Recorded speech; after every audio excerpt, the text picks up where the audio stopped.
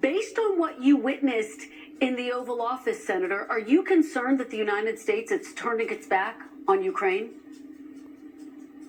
No, we're not turning our back on Ukraine, nor should we. Putin is a murderous KGB thug that murders his political enemies and is a dictator there. And so we've seen that. We've seen his aggression. Countries around him have seen that. Obviously, the Ukrainian people have seen that.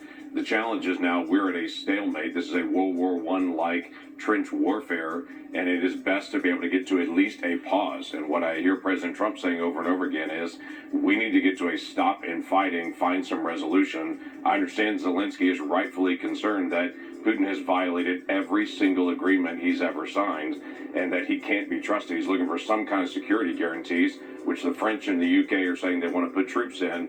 But we need to get these two folks at the table, get to some kind of resolution to something that may look like North and South Korea for a long time and have a line where people are looking at each other, but not an active war. As you know extraordinarily, the Kremlin is cheering what it saw in the Oval Office. Let me ask you about something I just discussed with Speaker Johnson, which is that Senator Lindsey Graham has said that President Zelensky may need to resign in order for this peace process to move forward. What say you, Senator? Do you think President Zelensky might need to resign? I don't agree. I'm not interested in calling on the resignation of other world leaders. I didn't like it when Chuck Schumer asked for Netanyahu to be removed. I don't like it when other members of the Senate asked for Zelensky to be removed either. Quite frankly, I think that would spiral Ukraine into chaos right now, trying to find who is the negotiator to bring an issue to peace. If you remember in that press conference in the Oval Office just on Friday, it began with President Trump saying that he is a friend of Zelensky. He is interested. They've had good conversations. I think they understand each other, and that obviously there are differences where Zelensky wants more in the way of some kind of security guarantees. The United States is not willing to be able to put troops on the ground. We're not willing to do that, but President Trump obviously met with Zelensky first. Everybody was talking about Trump is going to work with Putin.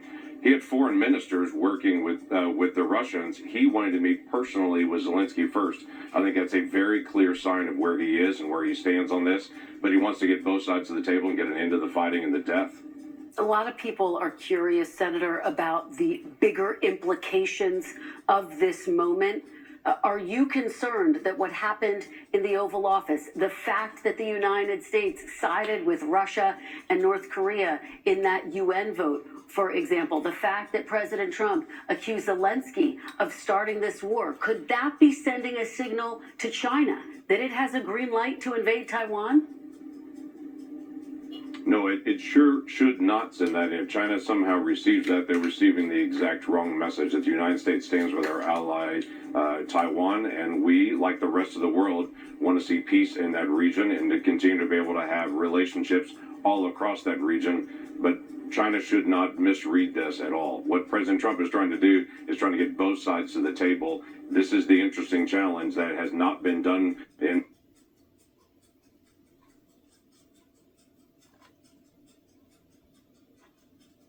keep the fighting stopped. That's the next part. That's the biggest next challenge.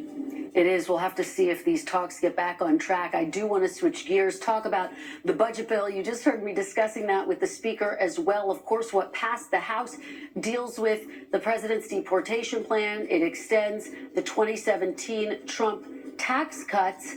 The argument that the speaker or other House Republicans are making is that in order to get tax cuts done, the best chance is to do it together in this, what is called a big, beautiful bill. Do you agree? Will you commit to voting for the bill as it stands? Well, no one has actually seen the bill as it stands. What we passed right now is what's called the budget framework. It is just we should sit down and start making a plan. It is a very general statement of we need to be able to preserve our tax cuts. We need to be able to actually reduce spending. Now let's sit down and figure out how to be able to do that. So there is no real plan on the table at this point. Now it's time to make the plan. That was literally step one on it. And the key things, you've already outlined some of them. We've got to be able to deal with border security. I think a lot of what's been lost this week week, even in all the headlines that are out there. We had a day this week, we had less than 200 people try to illegally cross our border. Less than 200. It was just a little over a year ago. There were 12,000 people a day that were illegally crossing our border. So we've had a dramatic shift in what's happening on our southern border. There's a lot of work that's happening, as everyone has seen, on trying to be able to get the economy back on track, to be able to push back on fentanyl coming across our border from the north and the south and with China. So there's a lot of things that are spinning in the air right now. It's a matter of trying to be able to figure out what's the right thing and what stage is every part of the negotiation in. Well, in terms of what may or may not be in the final package, some of your Republican colleagues have said point blank they are not going to support legislation that cuts Medicaid in any way. So, Senator, let me put this question to you. Would you support a bill that makes cuts to Medicaid or any other entitlement?